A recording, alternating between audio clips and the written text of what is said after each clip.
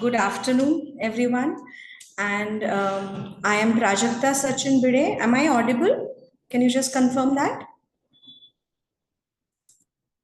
Hello? Hello? Am I Yes, audible? yes, you are audible. Yeah, thank you, thank you. So, hello everyone. I am Prajakta Sachin Bide. Currently, I'm working in the capacity of a principal at PGKM School in Pune. And I would like to bring a new topic in front of you where we tried applying an integrated content approach as a teaching style or as a teaching pedagogy in preparatory phase in our school. So what does actually this mean? This is what we all have been through in a school. This is what is the current situation in majority of the schools. You could see there's a classroom, there are students sitting with eager faces, annoyed faces at times. And yes, there's a teacher who walks in and students open their books, they have to write down whatever the teacher wants to tell them, and the same thing continues. So basically, can we change the situation is what I want to investigate. So just to tell you a story, a quick story, I know I have 10 minutes, but as a teacher, when I enter the class, I know I'm a science teacher, and for the next 40 minutes, the time that has been allocated to me, my pure duty is to ensure my science content gets transferred to students and they are enlightened. After me follows a geography teacher whose also main essence is, yes, I want to ensure my students know the geography really, really well to the core. And the sequence continues throughout the day, from history to geography to maths to science to sports to arts and many other things. But for the poor child who is sitting in the classroom, all faces towards the board or whiteboard, green board, or even technology based board, it is 40 minutes of dodging between one subject to the other subject. So the picture over here actually tells you what each child is thinking. Maybe a child is working on ABC or a literacy or a story where the teacher says, well, I'm going to tell you geography. The other kid sitting next to the teacher feels, wow, the next class is sports. Students know their timetable really well. The third one says, oops, I did not do my maths homework and my maths teacher is going to have a tough time with me today. And whereas as a teacher, we feel, I hope you understand the maths lesson. Is this really going to help all the time for the coming generation whom we are looking as being global entrepreneurs? Definitely not. Can I switch on and switch off so well? Definitely not. So what could be a solution to it? We just tried to work with two different words. In teaching pedagogy, we are familiar with these words as multidisciplinary and interdisciplinary. They go hand in hand most of the times, but I felt the need to just elaborate a little more over here. What my research says that multidisciplinary means many different subjects. I try to learn them. I try to be multi-asseted or I to be multi-skilled as a student. Whereas from the teacher's perspective, from the educator's perspective, can I not say that let me work or hold hands with all the disciplines that will help me to cascade a core topic to my students in a better way? So that is where we try to focus on let's bridge the learning gap of dodging between timetables, switching between from one content to the other content. Why can't I align all the subjects and the different pedagogical styles to one core topic for an extensive period? This is an experiment that we did. I know it's a big mind map. I'll help you read it once again. We took a topic of food. This was for grade 3. We started incorporating for grade 3 because I know as we move ahead in the higher grades, mapping all the subjects together may not be an easy task for an educator. But definitely this is something which we can work in the preparatory phase as per the new NEP guidelines and curricular guidelines. So what we tried to did was let's focus on one topic, that is food, for the entire month. What all do you think a child needs to know about food as per the curriculum which is prescribed by our boards, CBSE boards? So yes, in language, they need to enhance their vocabulary. They need to know certain grammatical concepts. In EVS or in science, they need to know various nutrients, whether it's a plant part or a food part or a fruit or a leafy vegetables. How does germination really go ahead?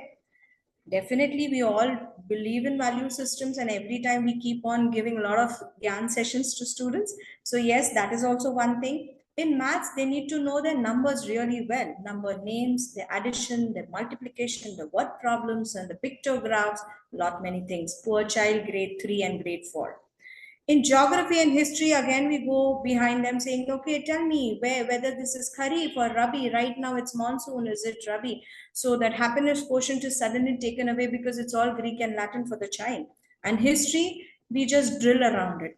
So when I looked at the curriculum from an helicopter's view, we could find out that the curriculum, who in turn tells us what the syllabus should be, who in turn is mapped to the textbook, actually gives lot of scope for all the lessons to be aligned in such a way that we can work together in one topic. So what we tried doing in for food was, through language, we introduced them to the world of food through different vocabularies, to different stories, to different movies. In EVS, at the same time, we were talking about fruits and vegetables, and we made salads and we made cuisines out of it. We made a fruit salad. I'll show you the pictures in the adjacent slides. In maths, we tried to do surveys. So there were different teaching pedagogies that were employed. So children actually went to the class, they talked to each other, which is your favorite fruit? Okay, this class's favorite fruit is mango. Out of 10, there are 3 who love mango. So they actually did a statistical pictograph, not a tally mark because they were small. And then they actually set up their stalls to sell the vegetables to one day to inculcate a skill of entrepreneurship. Of course, that comes with a lot of maths because they have to compute how much they are going to sell it for and how much they are going to purchase it for. And then to know where about all about it, I need to know where should I go to buy these things. So I need to know the locality around me and of course the history behind it. So the entire topic of food was, cascaded through different pedagogies and skills and teachers for the same set of students for the entire month across a huge time span. So no more there was 40 minutes are over, the next class comes in, the next teacher has her own story to tell. We all had one story which was related to food.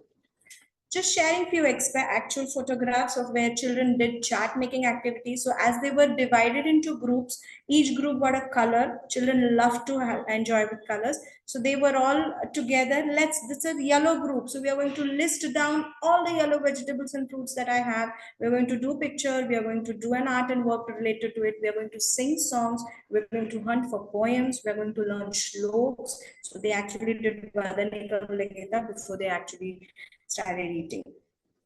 In the next adjacent picture, what you can see is they were preparing a fruit salad for the entire school, and all of them very happy, actively involved, eager to serve. So they learned values, they learned manners, they learned how to serve, they learned gratitude, be empathetic, along with handle the fruit, the nutrients associated with it.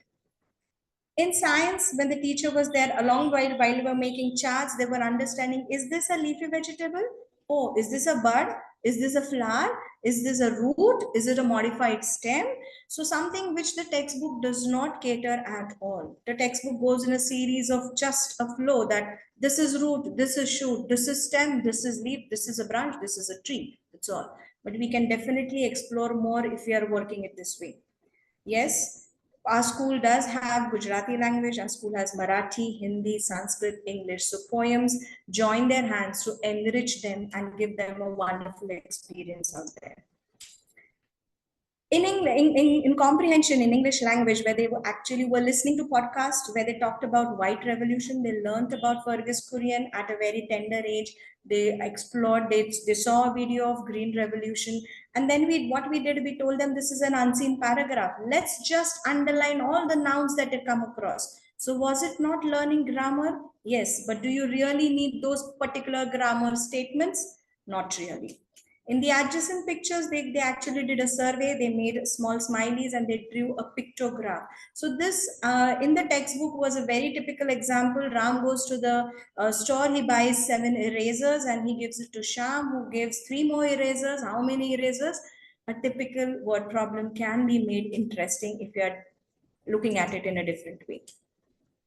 Sharing some of my findings. The learning happened at their own pace, self-learning in their own space. So yes, in a class, we know there are very good students who can really learn very fast, but at the same time, there are students who need an extra helping hand. So if it's a teamwork, they learn it in their own space, in their own pace. We found that the vocabulary was increased tremendously because suddenly children had alternative names for the same vegetables that they were coming across. So some of them said it's a potato, some of them said it's a batata, some said it's aloo, and then they actually went out to find out more different names of the same vegetable in different languages. So gradually the vocabulary was increasing. We also could correlate that in case instead of introducing a different vocabulary which is Green and Latin, why can't I use the terms that are introduced to help them understand different subjects in a better way? Knowledge to relevance. They were able to apply their knowledge and give a relevance to it. So there was a wonderful feedback that we got from a parent saying that my child one day comes back and tells me, Mama, you went to the bakery to you got Amul butter, but do you know what Amul really stands for? And the mother said, it's incredible, right? Amulya. And the child said, no, it actually means Anand Milk Union Limited. And then we got a mail saying, how come my child knows about it? And then we correlated that. You remember you listened to a podcast on White Revolution and we all talked about Operation Flood done by Verghese Kullian and Amul Union, Milk Union Limited being set up. So that was something relevant. They could actually share it in their day-to-day life. Active learning was seen because of course it was an activity experiential class. Otherwise active learning happens for the front benchers because teachers eyes are on the students, and active learning happens in the other way for the last benchers where the learning is absolutely not inclined with the teacher. Over here what we found, since they were working in groups, they were absolutely involved and there was no textbook in front of them. They were just doing activities against activities. Yes, we could go beyond textbook, which is the need, because life in the longer run does not give you problems which are given in the textbook, and nor does it say, okay, there's a problem, this is related to geography. No, it is holistic, and we could see this happening on a small scale when we started doing this experiment. So to give it more concrete structure, what we did was we gave them a budget and said them that now you're going to put across, you are going to create your own word problems, you are going to create your own survey pictographs and tell us that if this is the budget, how many fruits and vegetables would you really buy? Gradually, we gave them food and asked them to be a chef and to cook or plan their meal, which is a very nutritious food. So I'm actually applying my learnings in the real life. And when it is, I know my locality. So in case tomorrow I want to buy dry fruits, definitely I won't go into the bhaji market to buy dry fruits. So I know my locality very well. So these were some evidences that we got when we were working on it. Yes, as educators, we have to be vigilant on the time that we spend and the way the discussions happen. So we have to have a little bit vigilance on the time, and I am keeping vigilance on the time tracker even today.